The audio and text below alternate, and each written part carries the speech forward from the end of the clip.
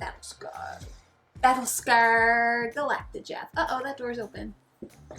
Oh, and can you turn that light off? Pew, pew, pew, pew! Vajou, vajou. That's Star Wars. No, that would be ba ba ba ba ba ba ba ba. You just did a lightsaber thing. That's well, you're Star telling Wars. me there's not lightsabers in other parts of space? I don't know. No. I don't believe you. Not confirmed.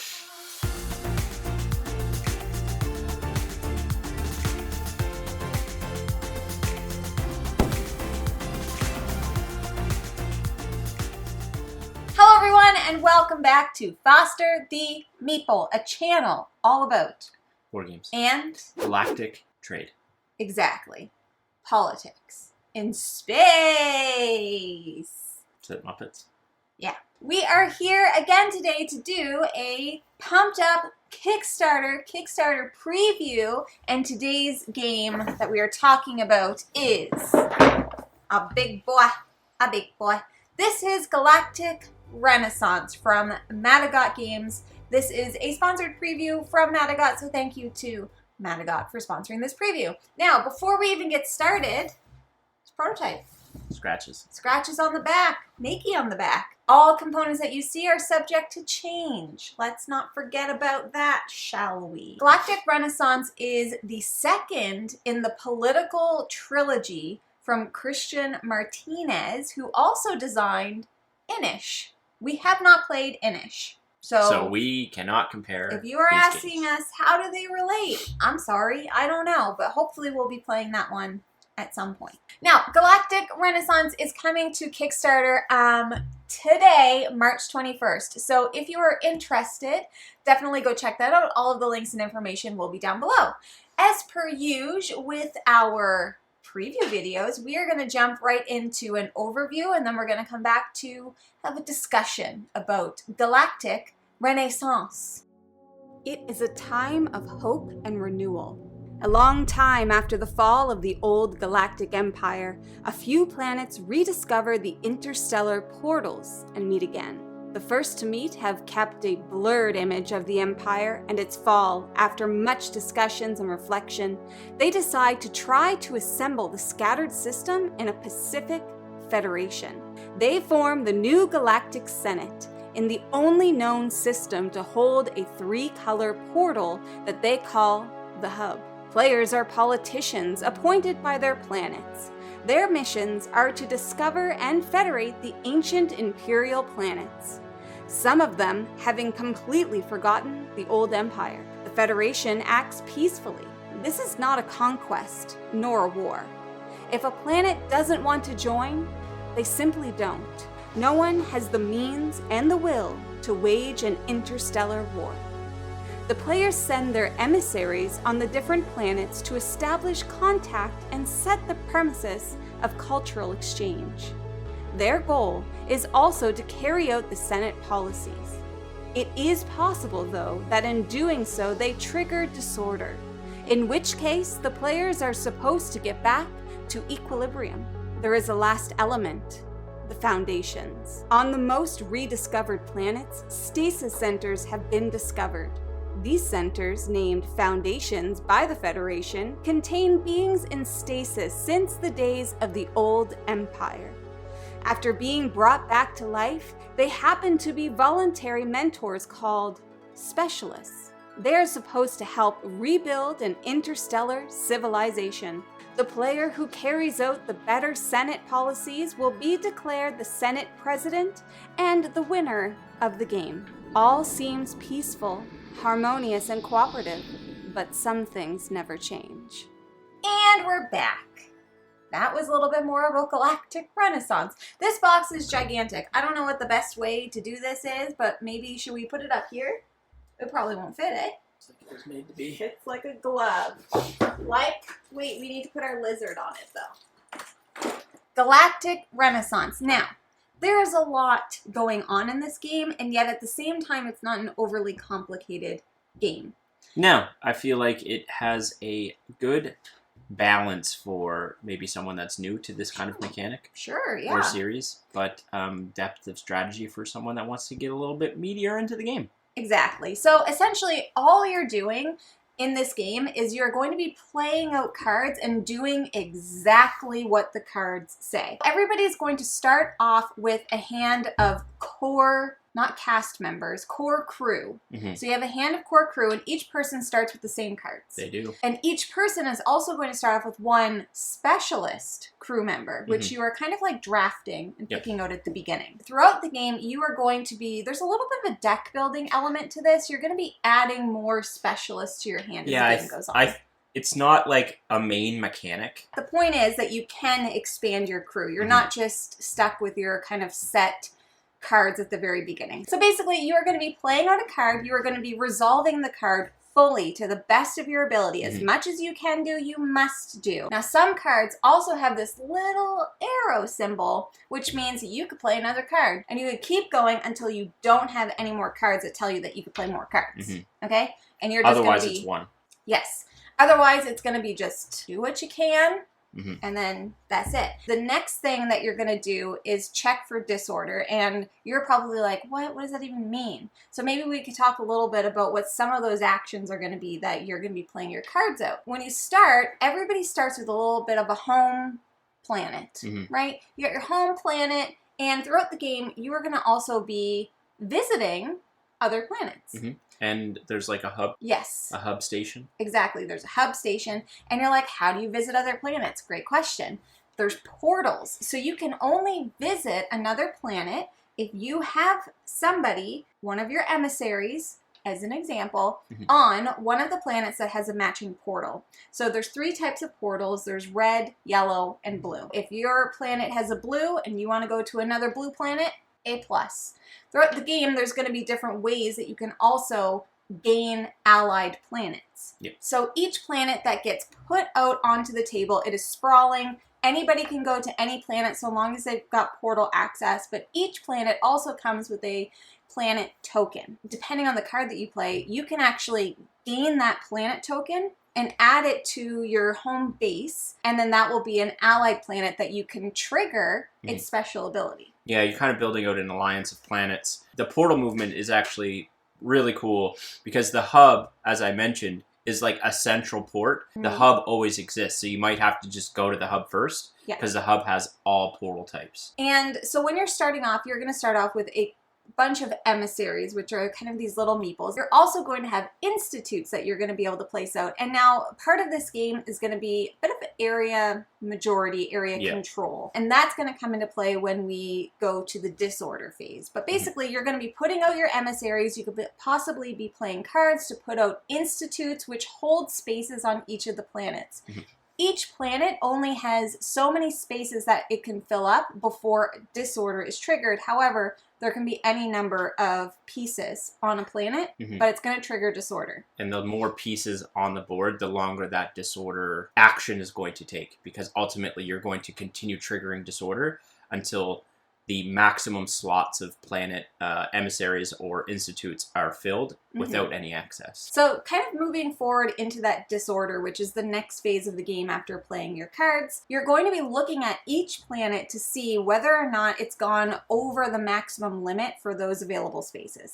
And if it has, then each player that occupies that planet needs to make a decision. There's a few different decisions that you can make, maybe rearrange your pieces. You can bring some of your pieces back home, or you can send some of your pieces out into the ether, but you're just trying to free up some of those spaces until the disorder can calm down, basically. It's just like, it just gets into chaos. The planets are like, whoa, whoa, whoa, whoa, whoa, whoa, whoa. Too many peeps. There's too many people here. This is my planet. You get out. So disorder is going to trigger, and essentially you're doing all of these things in order to gain victory points. There's also objective cards that are put out at the beginning of the game. Those objectives are going to flip throughout the game and kind of shift, so you're doing those objectives to score victory points.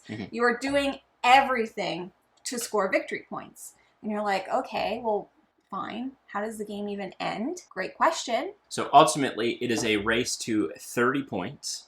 However, once you hit 30 points, you have to also then score 10 points in one turn. As soon as you get to that 20 plus threshold, anyone can win. Because again, remember, Condition 1 is 30 points. Condition 2 is that during your turn, you have scored 10. So if you're at 20 and scored 10, you've achieved that victory condition. There is a bunch of other kind of little nuances and components to this game, but like in a nutshell, that's what you're doing. You are playing out cards, doing the actions, resolving disorders, scoring victory points, knocking out some of those objective cards, and then the next person's going to go and they're going to go through the whole thing, and you're going to keep going back and forth, and you're building out this sprawling galaxy of planets, and you're getting more and more options, and yet still the options sometimes seem limited based on where people are. There's neutral foundation tokens that you can also put out to take up some space. The card draw is super minimal. The card draw is super minimal, and there's something also really interesting about it.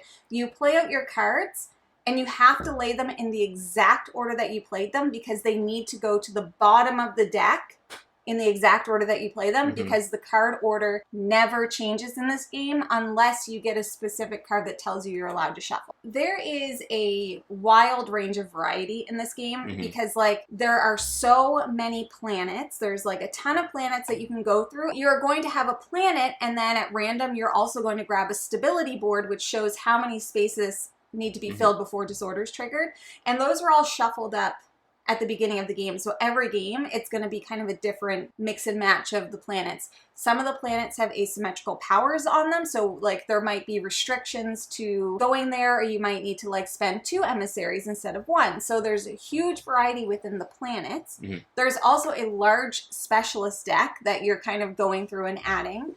Like every game that you're going to play of this is going to be very different, and it's also going to be very different depending on player count. It's interesting because like the more our games, like the more of those institutes you get out unlocks abilities for you, like primarily hand count. Yeah. So you start the game, you're only allowed to have 2 cards in your hand, but the more institutes you put out, it'll increase and actually give you a little bit more card draw. Thematically, this game, if you're a Star Wars fan, is basically like playing as the Empire trying to take control of the Senate. Because that's the whole theme. Like, the theme is the Senate board. Like, that's the victory point condition. It's like the Senate board. Yeah. And you're just controlling the galaxy, essentially, with your emissaries, your institutes, and what have you. So, if that theme triggers you, like Jeff just said, you're going to start off, your hand limit is 2 cards. By the end of it, if you get all of your institutes out, then you're going to have a 5-card hand, which means your turns at the beginning of the game are going to be really quick. And as you kind of build up more within the Empire, your turns are going to kind of start to last a little bit longer. You're going to be able to be a little bit more strategic about the cards that you play and when you play.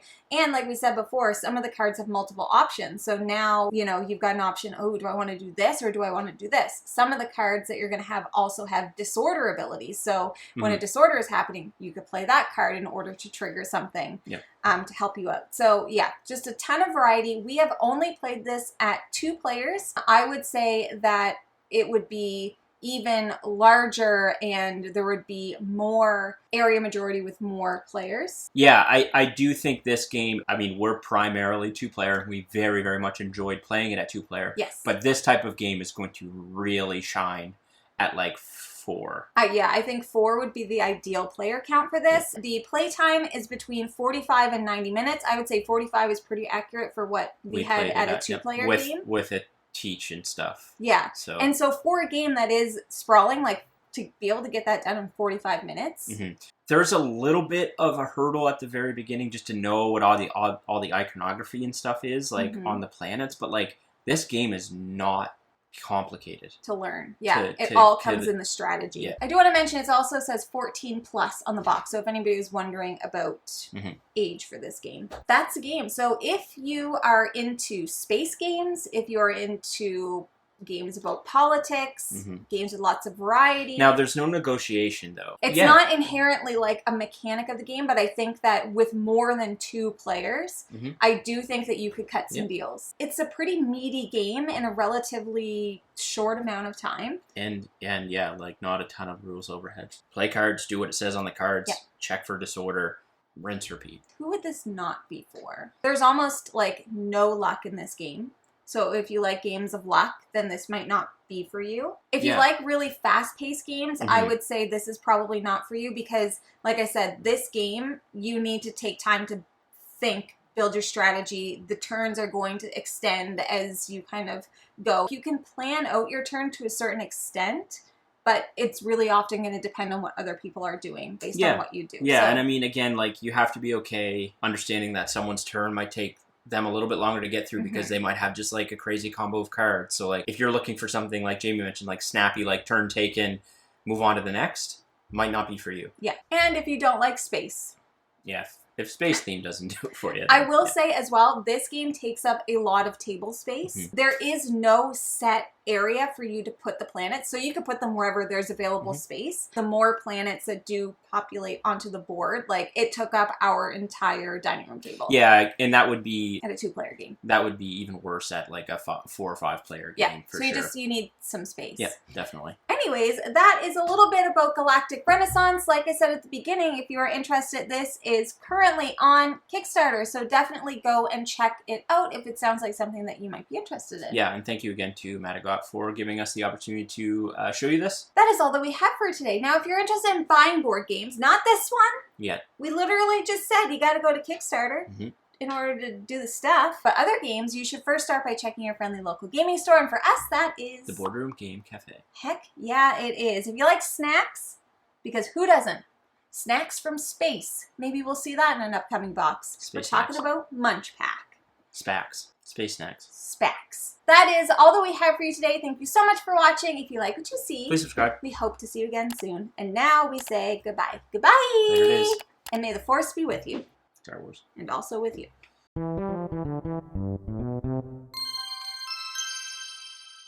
Can you tilt that, a little bit, Not, well, yeah, that too. Yeah, put that right in the middle. Excuse me. And that, just, oh, what a difference. All right, let's go. What's going on with your face? You're not doing anything. He's trying to do this. Oh, you can't see.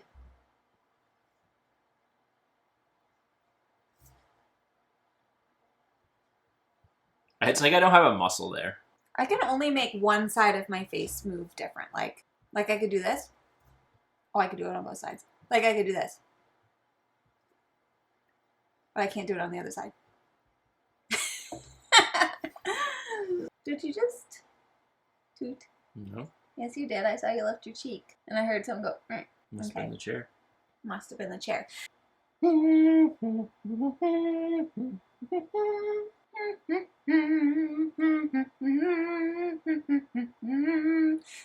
don't know why I went to Zelda there, but I did. Hey, listen! And you're going to continue to play cards, and then I have to sneeze. Achoo! I sneezed. It blew my hair. I was like...